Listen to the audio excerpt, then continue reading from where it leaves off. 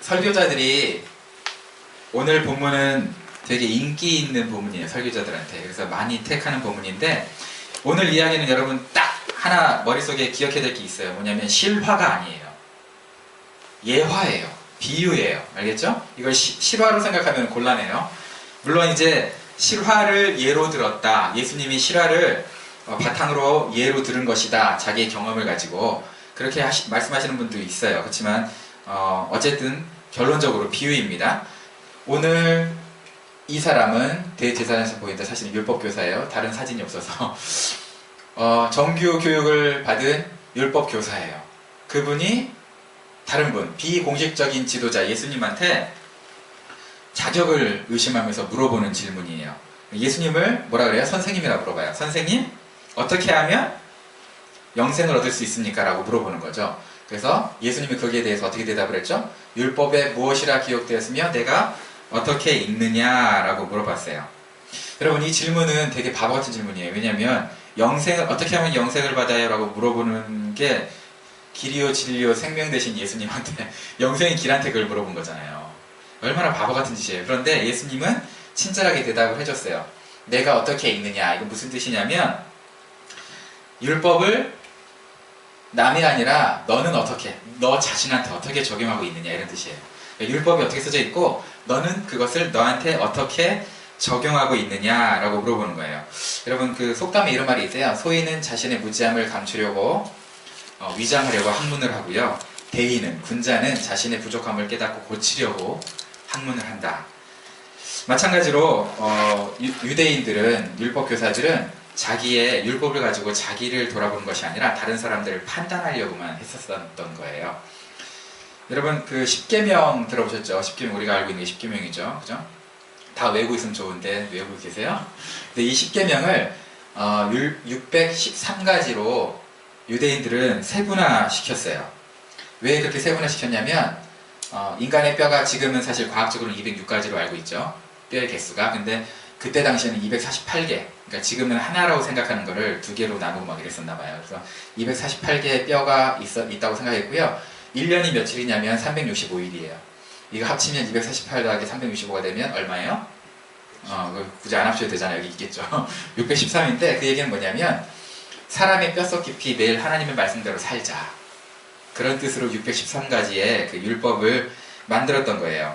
근데 이 율법교사는 거꾸로 613가지의 토라를 다시 원래 위치인 십계명으로 요약을 했어요.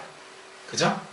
근데 이 십계명으로 요약을 했는데 또 이거를 어떻게 요약을 했냐면 신명기 6장 5절 혹시 기억나세요? 쉐마라고 있는데 뭐냐면 마음을 다하고 뜻을 다하고 오늘 했던 거죠. 힘을 다하고 성품을 다해서 주 너의 하나님을 사랑하라. 이게 신명기 6장 5절에 나와 있고 또 레위기 19장 18절에 보면은 내 이웃을 내 몸과 같이 사랑하라 라는 게 있어요. 이 두 가지 계명으로 십계명을 요약을 했어요. 그러니까 엄청나게 실력 있는 사람이에요. 사실은 이 당시에는 구원을 어떻게 받습니까? 라고 물어봤을 때 거기에 대한 대답을 어떻게 하느냐에 따라서 그 사람의 실력이 판가름됐어요. 어떤 사람은 엄청 장황하게 얘기하는데 이분은 딱 하나 뭐예요? 그냥 사랑하라 라고 요약을 할 수 있는 놀라운 기술을 갖고 있었죠. 오늘날 우리는 1계명부터 4계명까지가 하나님 사랑이라는 거 배우잖아요. 그죠? 그 다음에 5계명부터 10계명까지가 이웃 사랑이라는 걸 우리가 알고 있어요. 근데 이 당시에는 그걸 몰랐던 거예요. 몰라서 613가지로 세분화시켰는데 이걸 요약할 수 있는 엄청난 실력자였습니다. 굉장히 중요하니까 나눴겠지만 그러나 결국은 하나로 가는 거예요. 10계명은 사랑이다. 굉장히 중요한 계명이니까 613가지로 나눴어도 사실은 하나에서 왔다는 거죠. 사랑이다. 다시 오늘 27절에 뭐라고 되어 있죠? 한번 읽어보게 같이. 시작. 대답하여 이르되 내 마음을 다하며 목숨을 다하며 힘을 다하며 뜻을 다하여 주 너의 하나님을 사랑하고 또한 내 이웃을 내 자신같이 사랑하라 하였나이다. 결국은 사랑하라는 거잖아요. 그죠? 이렇게 얘기했을 때 뭐라 그랬어요? 예수님이 내 대답이 옳도다 라고 얘기했어요. 예수님이 칭찬하신 거죠. 네가 바르게 얘기했어 라고 대답이 옳도다라고 얘기했는데 갑자기 율법교사가 자기를 옳게 보이려고 해요. 우리가 성경을 그냥 대강 읽으면 율법교사가 우쭐해서 자랑하려고 하나 보다. 자기 맞췄으니까. 근데 그런 뜻이 아니에요. 원어를 분석해보면 어떤 뜻이 있냐면 율법교사가 자기를 합리화하고 자기를 옳은 사람으로 보이려고 애썼다는 뜻이에요. 우쭐대려거나 자랑하려고 한 게 아니라 당황해서 자기를 오른 사람으로, 이거 땀이에요. 오른 사람으로 땀비지를 흘리면서 그랬다는 거예요. 왜 그랬을까요? 왜 자기를 옳게 보이려고 자기 합리화하려고 했을까요? 칭찬받은 것 같았는데. 그죠? 왜냐하면 예수님의 예수님이 대답, 행하면 살리라 라는 게 공격적이었던 거예요. 자, 생각해 보세요. 너 행하면 살리라 라는 얘기를 좀 뒤집어 볼게요. 그러면 행하면 살 것이다 라는 뜻이잖아요. 지금 그럼 죽었다는 얘기예요. 그지? 왜? 행하지 않아서. 그러니까 너 뭐예요? 결국은 다른 사람들 이 사람 다 어떻게 생각하고 있어요? 율법교사 정도면 구원 받았겠다라고 인정하는 사람이에요. 근데 예수님이 그 사람 보고 너 행하면 살리라. 뭐야? 너 죽었다는 거야. 모든 사람들이 이제 구원 받았을 거야 라고 생각하고 있는데 너 구원 못 받았어. 이런 얘기 한 거거든요. 그러니까 얼마나 당황스럽겠어요? 그런데 예수님이 그렇게 그 얘기하시니까 본인이 화가 난 거죠. 일단 이걸 어떻게 모면할까, 이 상황을 모면해 볼까, 이렇게 화가 나서 다른 질문을 했어요. 그 질문이 뭐냐? 그러면 내 이웃이 누굽니까? 라고 물어봤어요. 하나님은 사랑한다는 자신감이 있었나 봐요. 그죠? 나 정도면 하나님 사랑한다.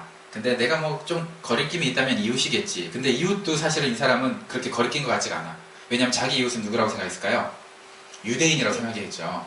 그죠? 그 유대인이라고 생각하고 그 사람들 위해서 최선을 다한다고 생각했겠죠. 누구예요? 지금 율법 교사니까. 우리 목사들이 굉장히 위험해요, 이게. 그래서 목사님들이 자기 성도들을 놓고 최선을 다한다고 생각하잖아요. 이 사람들이 내 이웃이니까. 그죠? 그리고 최선을 다해 섬기거든요. 근데 그 수준으로 안 된다는 거예요. 지금 율법 교사들 지금 그러고 있었잖아요. 자기한테 오는 사람들은 무조건 책임지고 율법을 가르쳤어요. 그죠? 자기가 구원받았다고 생각하니까 또 구원의 길을 제시했겠죠. 그래서 내 이웃이 누구입니까? 라는 이 질문은 엄청나게 자신감이 찬 질문이었겠죠. 근데 또 하나의 이 질문에 함정이 하나 있는데 뭐냐면요, 내 이웃이 누구입니까? 라는 것은 예수님이 무슨 대답을 하든 예수님을 힘들게 만들 수 있어. 뭐냐면 예수님이 이방인이 이웃이야 라고 얘기하면 어떻게 부정하다고 얘기하면 돼. 뭐야, 이방인이 이웃이었어? 그럼 저 사람 이방인이네? 그죠? 그리고 유대인이다 그러면은 뭐야, 지금까지 유대인 도와주지도 않았잖아. 우리 정치적으로 해방시켜주지도 않았잖아. 위선자네? 무슨 대답을 하든 대답이랑 전혀 상관없이 부정하는 사람 혹은 위선자가 되는 거예요. 그러니까 이거 엄청난 함정이 숨겨져 있는 그 질문이에요. 완벽하죠. 완벽한 함정이죠. 근데 그 함정에 대한 대답이 오늘 비유예요. 사마리아인의 비유입니다. 여기가 지금 여기가 예루살렘이고요. 여기가 여리고예요. 그래서 이쪽이 좀 높아요. 위치가 높아요. 우리가 생각할 때는 지도가 위쪽이면 올라간다 그러잖아요. 한국 사람의 마인드는. 근데 서양은 안 그렇잖아요. 높은 데서 내려간다 그러잖아요. 여기가 지대가 높아, 예루살렘이. 그래서 예루살렘에서 여리고로 내려가는 길이었어요. 딱 내려가다가 어떤 사람이 내려가다가 강도를 만났어요. 여기서부터 여기까지 거리가 한 27km 정도 된대요. 27km를 걸어서 가진 않았겠죠, 그죠? 그 정도 거리인데 거기를 내려가다가 강도를 만났어요. 근데 재밌는 거는 이쪽 길이 빨간색으로 제가 칠한 것처럼 피의 길이라는 별명이 있을 정도로, 왜 피의 길이냐? blood, 그죠? 피의 길이라는 이 별명이 있을 정도로 위험한 길이었는데 강도가 많고 민가도 없대요. 그리고 산들이 다 바위산이야.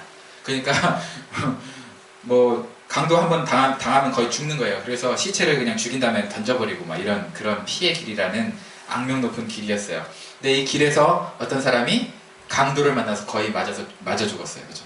죽을 지경에 있어요. 그것을 제사장이 그리고 레위인이 내려가다가 본 거예요. 잘 보세요. 내려가다 봤다 그랬어요. 그죠? 내려가다 본 거예요. 올라가다가, 예배 드리러 올라가다가 본 게 아니고요. 예배 다 끝나고 집에 가다가 본 거예요.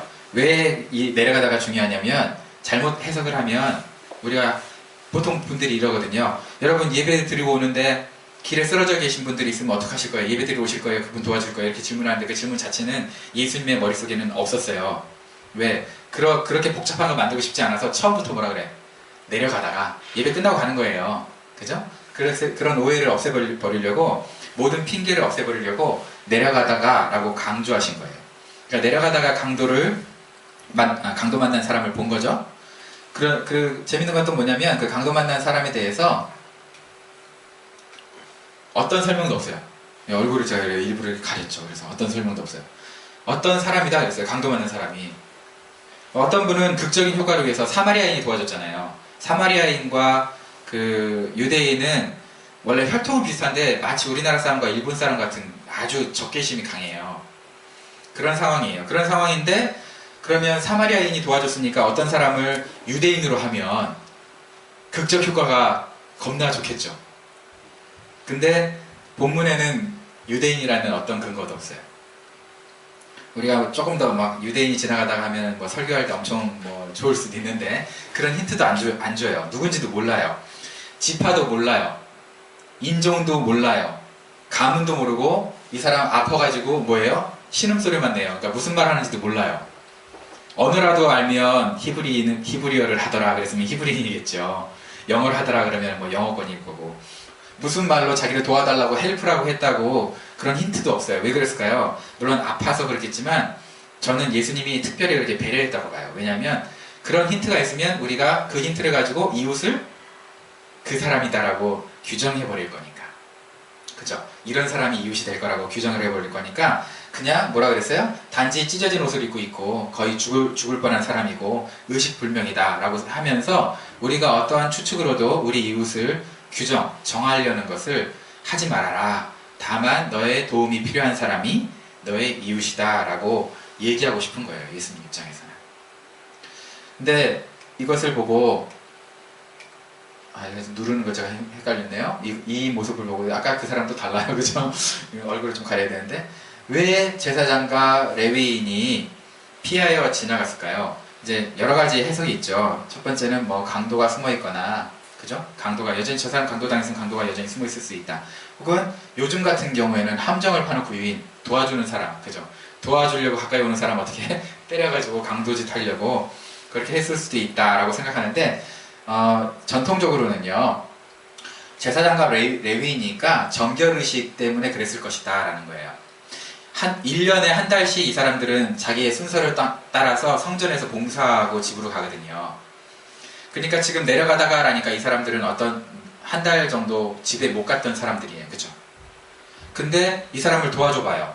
죽어가는 사람을 도와줘봐요. 그러면 법에 의하면 2주 정도 집 앞에서 성 밖에서 2주 정도 정결 예식이라고 해야 돼. 자기를 깨끗하게 하는 예식. 그 다음에 들어갈 수 있어요. 집에. 그러면 그냥 도와주는 것에서 끝나는 게 아니고요. 집 앞에서 이 사람 도와줬기 때문에 집 앞에서 피를 만지고 그랬을 거 아니에요. 그죠? 집 앞에서 2주 동안 집에 못 들어가고 좀 더 있다가 들어가야 되는 거예요. 그래서 가족을 만나는데 2주나 더 걸린다는 거예요. 얼마나 귀찮고 뭐 도와주는 것까지는 뭐 그러다 쳐. 그래도 귀찮아서 안 도와주는 것도 아니겠지만 2주 동안이나 또 내가 집에 가서 이 사람과 상관없이 희생을 해야 되거든요. 그런 상황이면 여러분 같으면 도와줄 수 있겠어요? 쉽지 않겠죠. 그죠? 그러니까 예수님도 보면은 은근슬쩍 안 도와준 이 두 사람을 깔 것 같기도 한데 저 새끼들 안 도와줬어 나쁜 놈들이야 이렇게 얘기할 것 같긴 한데 그런 표현은 없어. 그죠? 안 도와줬다 그리고 그냥 사마리아인이 도와줬다 이런 식으로만 얘기를 하고 있어요. 그래서 두 레위인과 제사장이 도와주지 않은 거에 대해서 원어도 그게 비난하는 그런 글은 없어요. 원어를 봐도. 그러니까 예수님도 이해를 하셨는지는 잘 모르겠어요. 근데 어쨌든 그런 상황이었어요. 근데 이제 사마리아인이 이렇게 쭉 도와줍니다. 이런 과정을 통해서. 강도가 여전히 숨어 있을지도 모르는데 그냥 도와줘요. 기름과 포도주를 부었어요. 기름은 뭐냐면 치료제 역할을 하고요. 포도주는 소독제 역할을 했어요. 당시에. 근데 이제 기름과 포도주를 갖고 다니는 것은 치료제와 소독제, 비상약의 역할도 하지만 결국은 뭐였냐면 내가 힘들 때 이걸 어떻게 할 수 있어요? 팔 수가 있어요. 비상약으로. 그죠? 그러니까 비상금도 되는 거예요. 근데 그거를 그냥 쏟아 부었어요. 그리고 나기 싫고 여관에서 치료해주고 이건 예수님이 아니에요. 예수님 닮았죠? 이분은 이제 여관 주인한테 2 데나리온을 지불해서 자기가 돌아올 때 갚겠다라고 얘기를 합니다. 자, 생각해보세요. 자기가 돌아올 때 갚겠다라는 얘기는 뭐예요? 치료비가 누구 빚이라는 거예요? 자기 빚. 이 사람 치료비를 자기 빚으로 생각한다는 거예요. 놀랍잖아요. 그죠? 그 사람 치료비는 그 사람 빚이지 왜 내 빚이야. 자기가 올 때 갚겠다는 거야. 그래서 어떤 사람은요 2 데나리온이 사실 너무 의견이 분분해요. 얼마나 될 것인가. 어떤 사람은 한 3,000불 될 것이다. 오늘날 돈으로. 어떤 분은 아니다. 한 2주 정도밖에 안 될 거다. 라고 얘기하고 있는데 어쨌든 두 주에서 2달간의 숙박비 정도 되는데요. 그 숙박비를 어떤 사람은 이 사마리아인이 2데나리온을 줬다는 것은, 그리고 내가 오면서 다시 갚겠다라고 말했다는 것은 뭐예요? 다 풀 페이먼트 했다는 얘기가 아니고 그냥 계약금만 줬다는 거예요. 얼마 들지 몰라도. 그 얘기는 뭐예요? 내가 돌아올 때 갚겠다 했으니까 내가 갈 때 가서 여행 중에 돈을 펑펑 쓸까요? 아낄까요? 되게 아끼겠죠. 그죠? 먹는 것도 좀 저렴한 거 먹을 거고요. 여행이에요. 비즈니스가 아니고. 그죠? 먹는 것도 저렴하게 먹을 거고, 그 다음에 뭐 돈도, 쇼핑도, 그리고 호텔 같은 것도 최대한 아껴서 쓸 거예요. 누구 주려고? 이 다친 사람 주려고. 그죠? 그러니까 이게 우리가 생각하는 것보다 너무 놀라운 일을 하고 있어요. 이 사마리아인은. 목회 상담학이라고 있는데 거기서 이 사마리아인이 하는 방법으로 사람을 치료해야 된다라고 생각해서 4가지 단계를 얘기해요. 그게 뭐냐면 첫 번째, 공감, 불쌍히 여겨야 된다. 두 번째, 치료, 가까이 가서 치료해야 된다. 세 번째가 보호, 데리고 가서 보호해줘야 되고, 네 번째가 지원, 끝까지 완전히 나을 때까지 지원해줘야 된다. 이게 이제 목회 상담학에서는 그렇게 얘기하고 있는데 우리가 이렇게 사는 것이 사실은 쉽지가 않죠. 그죠? 어떻게 저렇게 살 수 있겠어요? 우리 한번 생각해 볼게요. 내 이웃이 누구입니까? 라는 질문은 내 이웃이 누구예요? 그죠? 내 이웃이 누구입니까? 라는 질문은 내 친구가 될, 내 이웃이 될 상대방의 자격이 어떻습니까? 자격이 됩니까? 라는 질문이죠. 예수님 뭐라 그랬죠? 누가 강도받는 자의 이웃이 되겠느냐? 그건 뭐예요? 내가 그 사람의 이웃이 될 자격이 있느냐라는 거예요. 그러니까 상대방한테 자격을 요구하는 게 아니고 내가 그 사람의 자격이 되어줄 수 있느냐, 자격이 있느냐라는 것을 지금 얘기하고 있어요. 그래서 이분은 자격이 있다. 이 사람에게 자격이 있다. 기준이 누구예요? 그러니까 내가 아니고 강도받는 자가 기준이 되는 거예요. 놀라운 거죠, 사실. 근데 우리가 이제 이 모든 것을 다 생각했을 때 우리 저렇게 선행하면 좋겠다 이런, 그리고 우리 선한 사마리아처럼 살자 이렇게 결론을 맺으면 좋은데, 생각해보세요. 이 질문, 이 예화가 어쩌다가 나왔다고요? 제일 처음 질문이 뭐였어요? 기억나요? 영생을 어떻게 얻습니까? 예요. 그죠? 자, 보세요. 구원을 어떻게 받는가? 이 질문으로 생각을 했거든요. 이 질문이 시작됐어요. 예수님이 뭐라 그랬어요? 근데 거기다가 이를 행하라. 그리고 또 너도 가서 이와 같이 하라. 이렇게 얘기했어요. 아니, 구원에 관계된 거면 우리가 행동이랑 관계가 있어요? 우리의 행위랑? 사실 구원은 믿음으로 받는 거라고 우리 배우잖아요. 우리 행위랑은 절대 상관이 없잖아요. 그래서 우리가 이거 계속 읽다 보면 구원은 선행을 베풀면 받나 보다라고 오해할 수 있어요. 근데 그런 차원이 아니고요. 사실 예수님과 이 율법 교사가 선행에 관해서 얘기하고 있는 건 결국 뭘까요? 목적이. 예수님이 그렇게 선행에 대해서 대화해 주시는 목적은 뭐냐면 37절에 보니까 예수님도 뭐라 그랬냐면 가서 너도 이와 같이 하라 그랬어요. 너도 이와 같이 하고 또 이를 행하면 살리라. 아까 전에 잠깐 힌트를 줬죠. 행하면 살리라. 너도 이와 같이 해라. 그러면 뭐 한다는 거예요? 구원받는다는 게 아니고 사실은 너 그거 안 했으니까 너 지금 구원 못 받고 있는 건데 착각하지 말아라. 이런 결정타예요. 그러니까 우리가 예수님이 이 예화를 쓰실 때 너희가 착한 일을 하면 구원받는다라고 그런 뜻으로 기록했다고 생각하시면 안 되고, 이거는 구원에 관계된 질문에서 시작했지만 예수님이 행동을 강조하는 이유는 너 행하지 않기 때문에 구원 못 받았다. 다시 말해서 너 구원 못 받은 거야. 너 구원 못 받은 거야. 그걸로 구원 받는 거 아니야. 라는 대답이 여기 숨겨져 있는 거예요. 우리가 잘못 해석하면 우리가 어떻게 적당하게 뭐 선행하고 착한 일하고 예수님처럼 살고 그러면은 구원받나 보다 이렇게 생각하기 쉽거든요. 근데 그게 아니야. 그런 얘기가 아니에요. 왜냐하면 유대인들은 그렇게 구원받는다고 생각을 일단 안 했고, 첫 번째. 그리고 유대인들은 자기가 어떻게 구원받냐면 부정한 거, 더러운 거 있잖아. 죄 같은 거. 그런 거에서 자기가 씻김 받으면, 그러다 보면 그게 정결한 단계가 된다고 생각했거든요. 그 정결한 단계가 조금 더 성장하면 거룩의 단계가 된다고 생각했어요. 그러니까 부정한 단계를 거쳐서 정결해지고 거룩해지면 구원받는다고 생각했어요.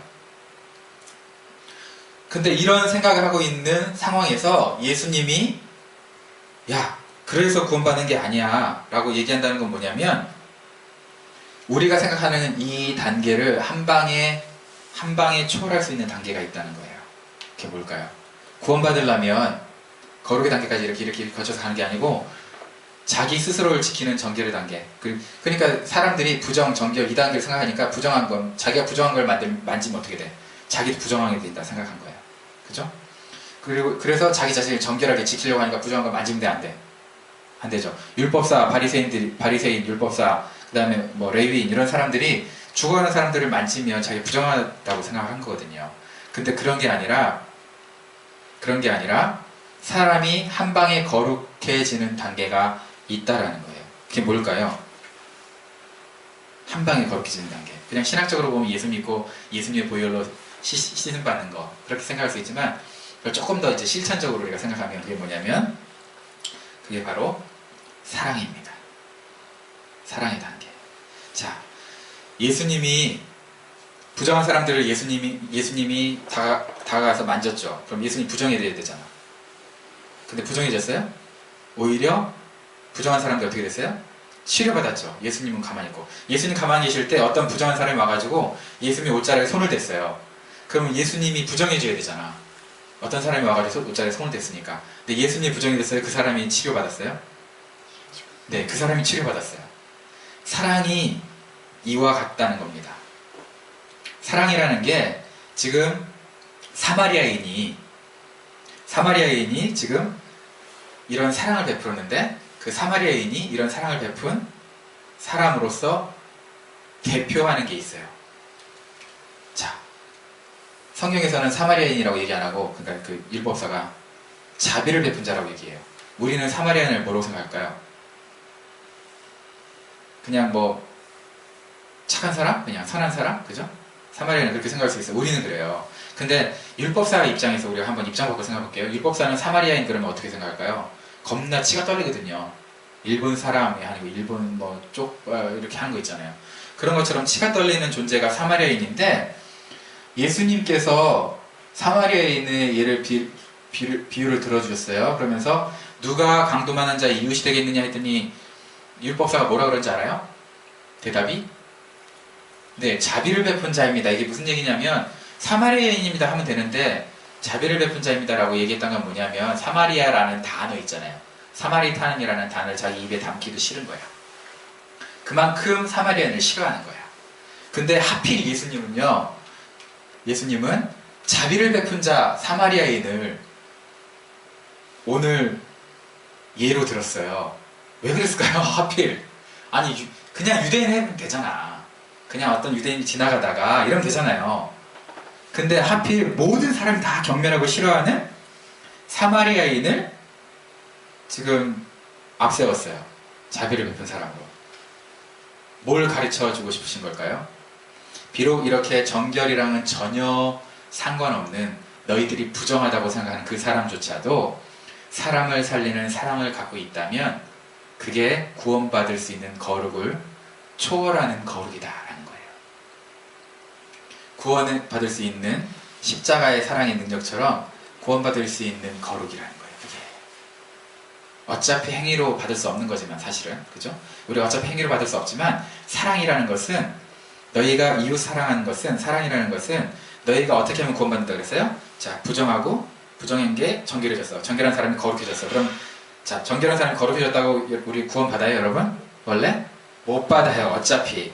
그러나 그 방법으로 너가 구원을 받는다고 생각한다면 그 거룩의 수준까지도 초월할 수 있는 행위가 있는데 그게 사랑이라는 거예요. 그러면 우리가 구원받을 수 있는 존재다라는 거예요. 근데 물론 그걸로 우리가 구원 못 받죠. 우리가 이웃 사랑한다고 하나님 사랑하고 이웃 사랑한다고 구원 받습니까? 물론 그게 예수 그리스도를 내 마음에 받아들인다는 뜻이 됐을 땐 구원 받지만 사실은 구원은 예수님 때문에 받는 거잖아요. 그죠? 어떤 자료를 보니까 오늘 이 본문에 대해서 어떤 자료에는 잠깐 끌게요. 어떤 자료에는 이 본문을 코인의 헬라어라고 썼대요. 코인의 헬라어라는 걸로 썼대요. 저도 어디서 들었어요. 제가 배운 게 아니고. 들었는데 그 문법이 어떻게 되어 있냐면 그 문법은 참 재밌어서 어떤 일을 하면, 행동을 하면 그 행동이 일회적인 행동인지 아니면 반복적인 습관인지를 알려준대요. 그 얘기 무슨 얘기냐? 레위인과 제사장이 그날만 지나간 게 아니라는 거예요. 이런 일이 있을 때. 항상 이 사람들은 습관적으로 이렇게 지나갔다는 거예요. 자기를 지키려고. 정결하게. 그러면 사마리아인은 뭐냐? 그날만 또 운 좋게 그 사람 만나가지고 도와줬던 게 아니고요. 그런 상황이 있으면 맨날 도와줬다는 거예요. 그러니까 습관이 들어있는 그런 문법이래요.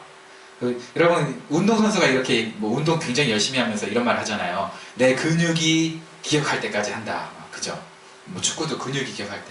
그래서 뭐 어떤 상황이 딱 오면 머리로 생각해서 하기보다 그냥 거의 반자동으로 반사적으로 하는 것. 그것처럼 레위인과 제사장은 습관적으로 그냥 피해간 거고요. 사마리아인은 습관적으로 섬겼다는 뜻을 이 안에 넣었대요. 정말인지 아닌지 제가 확인을 해보려고 했는데 시간이 모자랐어요. 아무리 찾아봐도 안 나오더라고. 그래서 근데 한 두세 분이 그렇게 설교를 하시는 걸 들었는데, 여러분 우리가 예수님을 믿는다는 것은 예수님을 닮아가는 거죠. 그죠? 예수님을 닮는다는 것은 예수님의 사랑을 우리가 같이 베풀 수 있는 거예요. 그죠? 그러니까 결국은 우리가 예수님 믿는다는 게 사랑까지 연결이 되면, 그렇게 두 개를 같이 연결했을 때는 우리가 정말 이웃 사랑하면, 하나님 사랑하면 구원을 받을 수 있겠다라고 우리가 생각할 수 있잖아요. 그죠? 아마 그런 차원으로 오늘 본문이 예수님께서 기록하지 않으셨나 이런 생각이 들고, 저건 잘못했어요. 자, 그래서 강도 만난 자 우리 한번 진지하게 생각해 볼게요. 여러분 누가 강도 만난 자예요? 사실? 생각해 보세요. 누가 강도 만난 자냐? 사실은 우리죠. 나예요. 내가 강도 만난 자지, 강도 만난 자가 내 주변에 있기도 하지만 사실은 내가 강도 만난 자예요. 자, 나를 강도 만난 자로 생각했을 때 그럼 사마리아인은 누구예요? 예수님입니다. 여기에 숨겨져 있는 진리가 그거거든요. 예수님이 가르쳐주고 싶은 거는 너희 모두가 다 강도 만난 자고, 사마리아인이 그 모든 부정한 것 다 포기하고, 정결한 것 다 포기하고, 하늘의 영광 다 포기하고 십자가 졌다. 모든 거 다 쏟아부었다. 누구한테? 너한테. 결국 여러분과 저한테 사마리아인이 의미하는 분은 누구냐? 예수님이에요. 예수님이 그렇게 해주셨기 때문에 우리가 구원받은 거예요. 예수님이 나한테 그 모든 자기 재산을 부으셨고, 나를 치료해 주시고, 나를 보호해 주시고, 지원해 주셨기 때문에 지금 죽을 수밖에 없는 내가 이 자리에 이렇게 서 있는 거죠. 하늘에서 이 땅에 내려오셔서 여행 다니시면서 우리를 구원해 주신 거예요. 그리고 십자가 지신 거예요. 그분이 예수님이에요. 그러면 강도 만난 자는 나예요. 사실 우리는 내 이웃을 자꾸 고르려고 해요. 근데 사실 예수님은 내가 사마리아인이고 너 강도 만난 자야 라고 지금 얘기하고 있는 거예요. 그럼 완전히 얘기가 달라지죠. 이 예화가. 그죠? 완전히 비전이 달라져 버리죠. 우리 생각을 해야 돼요. 우리가 강도 만난 사람을 찾아서 그 사람을 도와주는 것도 중요합니다. 그러나 가장 중요한 것은 뭐냐? 내가 강도 만난 자라는 것, 그리고 예수님이 사마리아인이었다는 거 잊으면 안 돼요. 이거 잊으면 우리가 교만해지는 것 같아요. 잊으면 안 되고, 그리고 십자가를 지실 이유가 없으신 분이 나를 위해서 십자가를 지셨다. 이걸 우리가 생각을 해야 돼요. 우리가 물질적이든 영적이든 사마리아인처럼 살아야 되겠죠. 원래 항상 이제 이쪽 설교의 주제는 항상 사마리아인처럼 살자, 너도 이와 같이 하라, 이게 주제니까 원래는. 근데 여러분 우리가 살다 보면은 강도 만난 사람만 있는 게 아니죠. 어떤 사람도 있어요? 강도 만난 척하는 사람도 있어요. 참 곤란해. 그죠? 강도 만난 사람은 우리가 언제든지 도와줘야 되는데, 강도 만난 척하는 사람도 있어서 둘을 구분해야 될 때가 있죠. 그러나 여러분 우리가 한 가지 분명한 것은, 내가 예수님을 몰랐을 때 예수님이 나에게 오셔서 강도 만난 나에게 오셔서 나를 치료해 주셨던 것처럼, 우리도 예수님 모르는 사람이면 강도 맞는 사람이다 라고 생각할 수 있어요. 적어도. 그죠? 뭐 물질로 도와주거나 다른 걸로 도와주는 거는 좀 어렵다 치더라도 일단은 예수님을 모르는 분은 강도 만난 사람이다. 그러니까 우리가 그분을 꼭 도와야 된다라고 생각을 할 수 있겠죠. 그래서 제가 좋아하는 찬양 중에 이런 표현이 있습니다. I want to care for others like Jesus